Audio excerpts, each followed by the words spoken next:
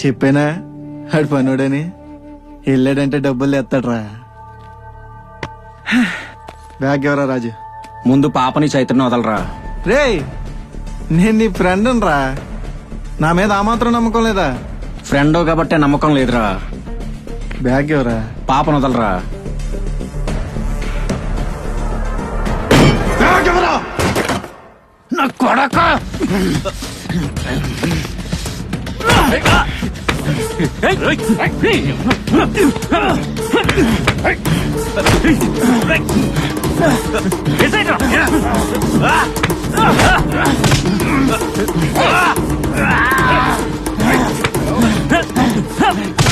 రాయ్ బాంబే.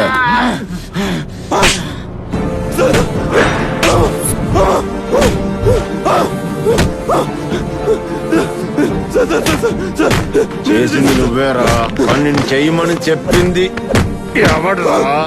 ఎవడు?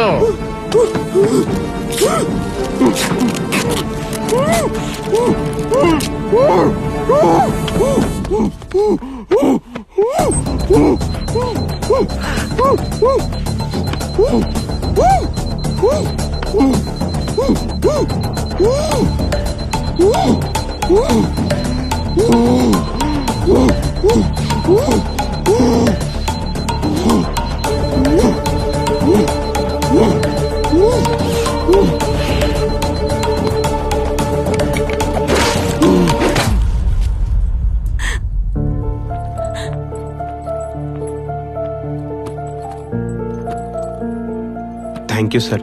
మేం భయంతో మీ హెల్ప్ వద్దన్నా మీరు ఇన్వెస్టిగేషన్ చేసి కిడ్నాపర్స్ ని పట్టుకున్నందుకు చాలా thanks sir. That's my duty. Thank you sir. Thank you so much. వస్తాం సార్. It's okay. అదేంటి భార్గవ్ గారు, అసలు సూత్రధారి ఎవరో తెలుసుకోకుండానే వెళ్ళిపోతున్నారు? సార్,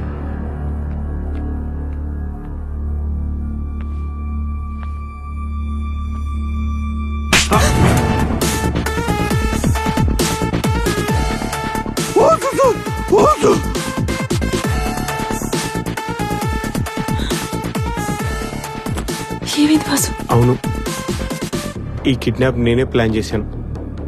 కానీ పాపని ఏదో చేద్దామని కాదు, నీకు అన్యాయం చేద్దామని అస్సలు కాదు. ఐపీఎల్ బెట్టింగ్ లో డబ్బులు పోగొట్టుకున్నా, దానికోసం అప్పులు చేశా.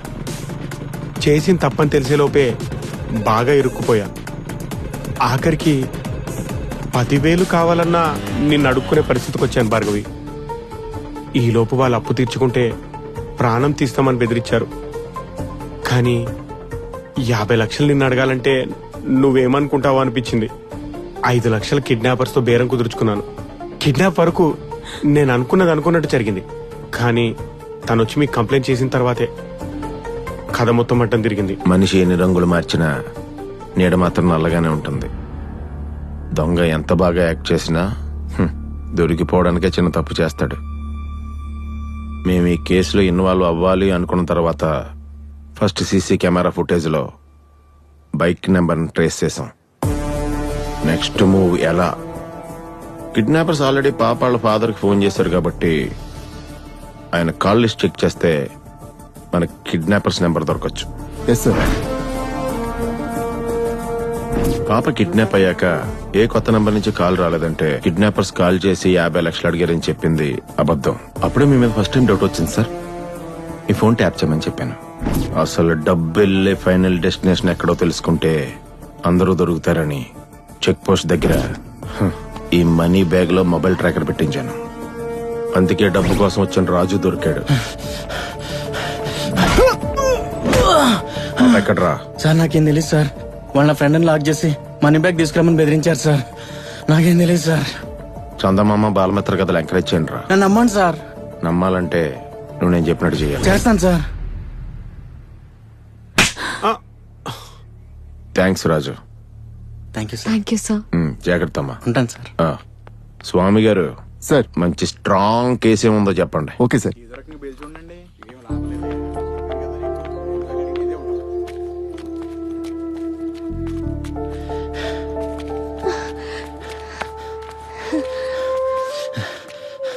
సార్ మీరా? కాదురా, నా డూపు. బాలేవారు సార్. అయినా మీరేంటి ఇక్కడ? లాక్డౌన్ లో ట్రావెల్ చేస్తాడని ఒక కారు సీజ్ చేశాను రా. ఇది మధ్యలో ఆగి నన్ను సీజ్ చేసింది. ఆ? అయినా నువ్వు ప్రేమ కదా మధ్యలో ఆపేసి వెళ్ళిపోయావారా? అది తెలుసుకుని మీరేం చేస్తారులే కానీ వదిలేండి సార్, ఇంకా చాలా దూరం వెళ్ళాలి. ఎక్కడికి వెళ్తావరా?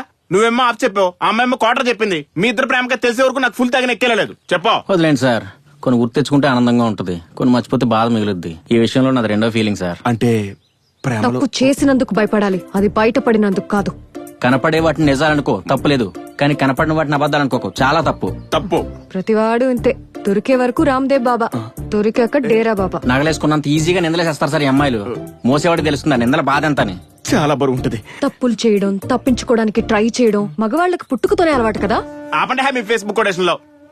అయినా వీడు మర్చిపోలేకపోతున్న బాధ ఏంటి, నువ్వు మర్చిపోలేకపోతున్న వీడి పాపం ఏంటి నాకు తెలియాలి. చైత్ర గారు ఏమండి, ఒక నిమిషం ఆగండి. ఏ పక్కకు తప్పుకో. నేను చెప్పేది వినండి ఒక నిమిషం.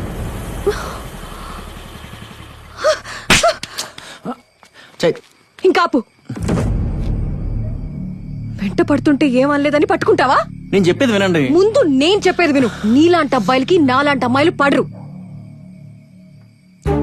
నీ చేతులు చూసావా, మట్టి మట్టిగా ఆయిల్ పట్టేసి నీలాంటోడు పక్కన కూర్చొని భోజనం కూడా చేయను. అలాంటిది నిన్ను ప్రేమిస్తానని ఎలా అనుకున్నావు? నీ పేరేంటి? రాజు. ఏ రాజ్యానికి? అసలు నీకు ఆ పేరు వాల్యూ తెలుసా?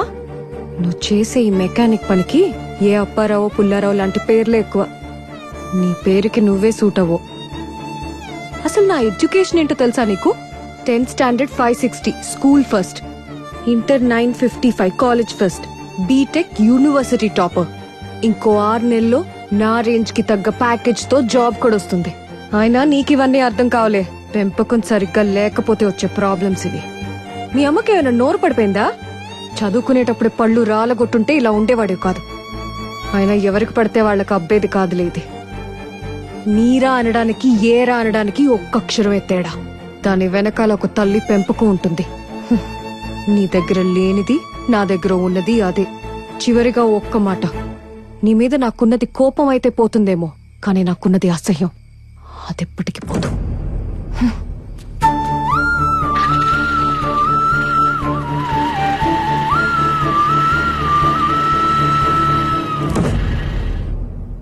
చా, నువ్వు ఇలాంటి వాడు అనుకోలేదురా. అంటే అప్పుడు అమ్మాయి మీద బలి పడిందని వెనకాల నుంచి పట్టుకోవడం కూడా అబద్ధమే కదా. చీకట్లో చేయి పట్టుకున్నాడంట. హలో, అది అమ్మాయికి ఇష్టం లేకుండా మగతనం అనిపించుకోదరా. మ్యాటర్ తెలియకుండా మాట్లాడకండి సార్, బాధేస్తుంది. అయితే మ్యాటర్ ఏంటో చెప్పు.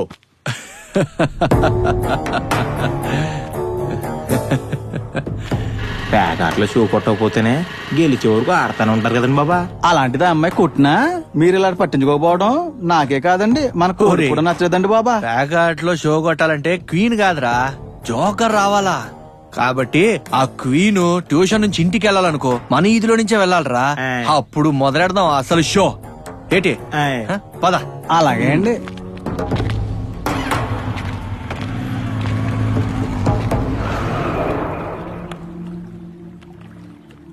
అమ్మ దీని అమ్మ, విన్నావరా బాంబాయ్? విన్నాను. ఆ కోడి పుంజిగడు ఎంత ప్లాన్ వేసాడు, దొంగ నా కొడుకు. నేనున్నాను. చెప్దాం.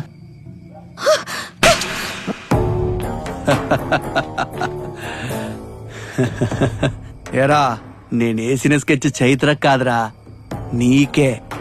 నువ్వేమో చేపలకు గేలం వేసావు, నేనేమో నీ గేలం వేసా. ఒకవేళ నువ్వు రాలేదనుకో, నేను అనుకున్న పని చేసావాణ్ణి, దానిపైన అయిపోయేది. రేయ్, చైత్ర నా చెంప మీద కొట్టినప్పుడు నీ నవ్వు, నా బైక్ కు ఫైన్ వేసినప్పుడు నీ పొగరు, ఈ రెండూ నాకు నచ్చలా.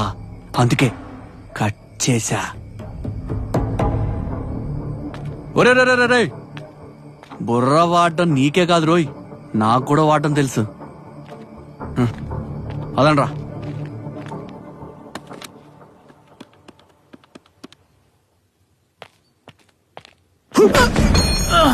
సార్ సార్ ఎందుకు కొడుతున్నారు సార్? సార్ ఏమైంది సార్?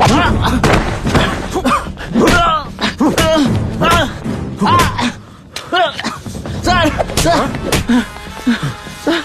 హీరో అనుకుంటున్నారా? Bike mechanic గడివి